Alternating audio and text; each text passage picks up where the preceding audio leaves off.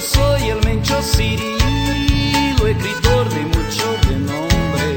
Colaboro con el librito y verá que único nombre. Y la guaina me tiene loco porque soy de más popular. Cuando me ven la muchacha se pone a cargosear. Menchito de aquí, Cirilo de allá, yo te quiero a vos, lindo checambar. Un abrazo aquí, un besito allá, yo no sé qué hacer, me van a matar.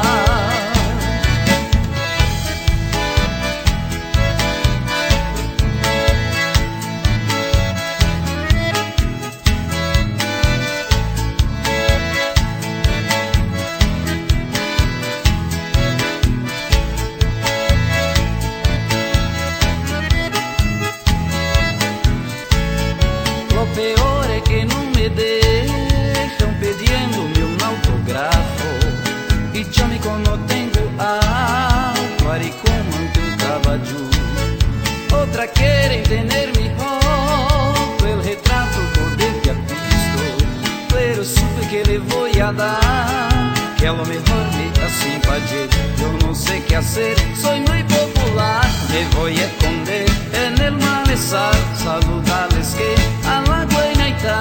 Menchito se va, Corrientes pegua, y de volver a canto traer. Y hacerle callar a una Caguazú, agapito aire.